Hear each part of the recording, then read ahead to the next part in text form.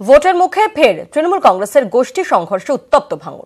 শনিবার হাতিশালা এলাকায় বিদ্যুতের খুঁটি বসানো নিয়ে আরাবুল ইসলাম এবং নান্নু হোসেন গোষ্ঠীর মধ্যে সংঘর্ষ হয়, বোমাবাজিও হয়। ঘটনায় ৩ পুলিশ কর্মী সহ জখম ১৩ জন।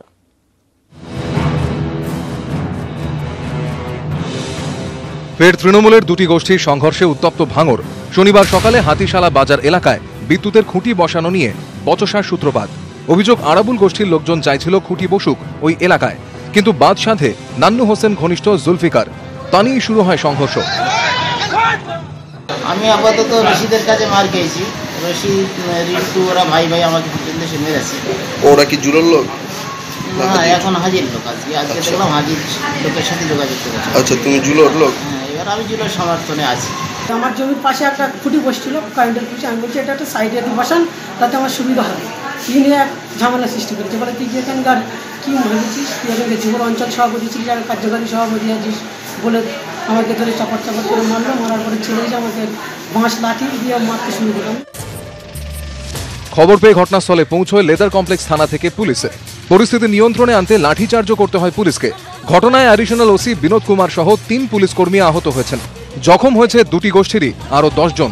চিকিৎসার জন্য এদের জিরানগাছা প্রাথমিক স্বাস্থ্যকেন্দ্রে নিয়ে যাওয়া হয়। ঘটনার পর থেকে এলাকা থমথমে। নতুন করে যাতে উত্তেজনা না ছড়ায় তার জন্য পুলিশ মোতায়েন রয়েছে।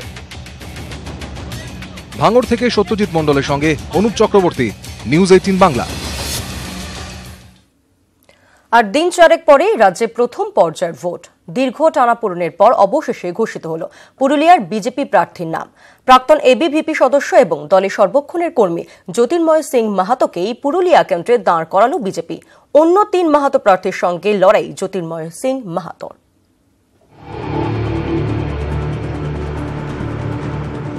একেবারে শেষ পর্বে এসে ঘোষিত হল পুরুলিয়া লোকসভা কেন্দ্রে বিজেপি প্রার্থীর নাম। পুরুলিয়া গেরুয়া শিবিরের প্রার্থী জ্যোতির্ময় সিং মাহাতো। এবিভিপির প্রাক্তন সদস্য জ্যোতির্ময় 2010 সালে বিজেপির সঙ্গে যুক্ত হন। বিজেপি প্রার্থীর বাবা পেশায় শিক্ষক। এলএলবি পাশ করলেও আইন ব্যবসায় নামেননি। দলের সক্রিয় ও সর্বক্ষণের কর্মী হিসেবে পরিচিত। 33 বছর ঝালদার পাতবাড়ি গ্রামের বাসিন্দা জ্যোতির্ময়। এর আগে দফায় দফায় প্রার্থী তালিকা ঘোষণা করলেও পুরুলিয়া লোকসভা কেন্দ্রে প্রার্থীর নাম ঘোষণা করতে পারেনি বিজেপি। অথচ পঞ্চায়েত ভোটে ভালো ফল করার পর এই লোকসভা আসনটি জেতার ব্যাপারে আশাবাদী বিজেপি। প্রার্থীর নাম চূড়ান্ত হতে দেরি হওয়ায় দলেই প্রশ্ন ওঠা শুরু হয়। কটাক্ষ আসছিল বিরোধী শিবির থেকেও। মূলত প্রার্থী নিয়ে মতবিরোধেই যে এই দেরি তা অনেকটাই স্পষ্ট। অন্য দলের এক বিধায়ক প্রার্থী হতে আগ্রহ দেখান। অন্য দলের প্রার্থী নিয়ে আপত্তি স্থানীয় বিজেপি নেতাদের। টানাপোড়েনে প্রার্থী চূড়ান্ত হতে দেরি হয়। স্থানীয় স্তরে সংগঠন করা ছাড়াও জ্যোতির্ময়ের পক্ষে গিয়েছে মাহাতো এফেক্ট। পুরুলিয়া লোকসভা কেন্দ্রে অন্তত 33% ভোটার মাহাতোদের। যুযুধান সব দলই তাই বুঝে সুঝে প্রার্থী দাঁড় করিয়েছেন। শেষ পর্বে প্রার্থীর নাম ঘোষণা করলেও একই কৌশল নিল বিজেপিও। পুরুলিয়া থেকে ইন্দ্রজিৎ মণ্ডল, নিউজ 18 বাংলা। মহাজোটে ফিরতেছে 5 বার লালু প্রসাদ যাদবের কাছে দরবার করেছেন নীতিশ কুমার। আত্মজীবনীতে এমনটাই দাবি লালু প্রসাদ যাদবের। ভোটের আগে প্রকাশিত লালু প্রসাদ যাদবের আত্মজীবনী। গোপালগঞ্জ টু রায়সিনা নিয়ে উত্তপ্ত পাটনার রাজনীতি।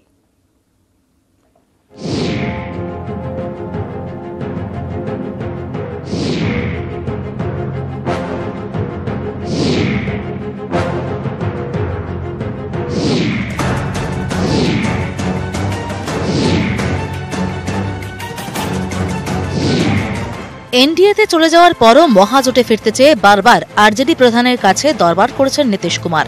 দূত হিসেবে 5 বার লালু প্রসাদ যাদবের কাছে পাঠিয়েছেন জেডিইউ নেতা প্রশান্ত কিশোরকেও। শনিবার প্রকাশিত লালু প্রসাদ যাদবের আত্মজীবনী গোপালগঞ্জ টু রায়সিনায় এমনটাই দাবি করেছেন বিহারের প্রাক্তন মুখ্যমন্ত্রী। আত্মজীবনীতে একই সঙ্গে রাজনৈতিক প্রতিদ্বন্দ্বী ও বন্ধু নীতিশ কুমারকে নিয়ে একটা গোটা অধ্যায় লিখেছেন লালু। ছোট ভাই সম্বোধন করে লেখা শুরু হলেও শেষে নীতিশ কুমারকে সুযোগ সন্ধানী বলেছেন লালু প্রসাদ।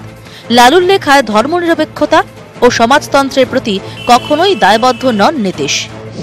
লালুর এই বই প্রকাশ্যে আসার পর টুইট করে অভিযোগ অস্বীকার করেছেন প্রশান্ত কিশোর। লালু পুত্র তেজস্বীর চ্যালেঞ্জ, ক্ষমতা থাকলে প্রকাশ্যে এই বইয়ের লেখার কথা অস্বীকার করুন নীতিশ কুমার। रूप से कहते हैं कि नीतीश कुमार जी क्यों नहीं सामने आकर के कह रहे हो।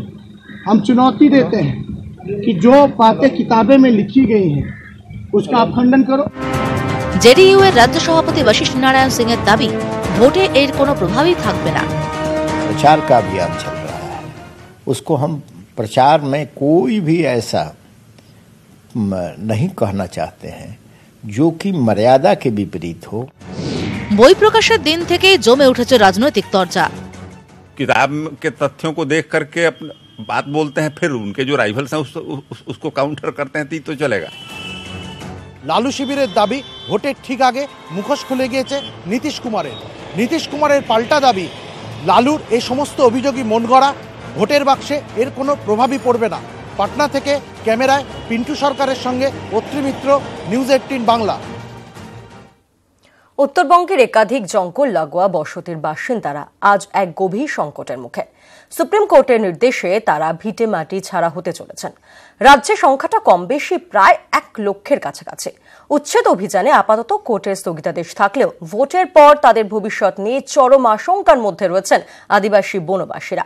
কেন্দ্রের বিরুদ্ধে শিবিরের অভিযোগ, বিজেপি সরকারের আমলেই দেশের অরণ্যের অধিকার আইন দুর্বল হয়েছে।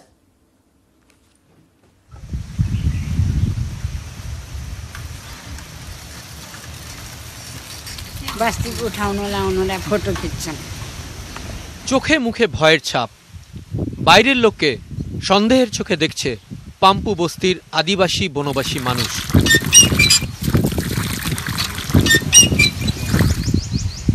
বস্তির পাশ দিয়ে ঝিরিঝিরি বয়ে চলেছে চৈতন্য ছোড়া, তারপরই বক্সার জঙ্গল। চলে এসেছি রাজা ভাতখাওয়ার বক্সার জঙ্গলের মধ্যে।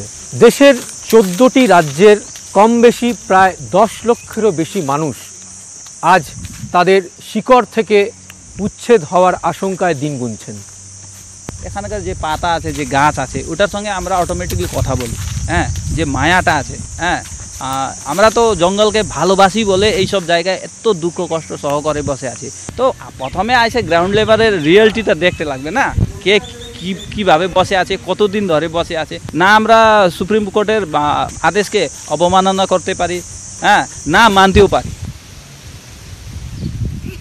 বাবা মায়েরা কাজে বেরিয়েছেন।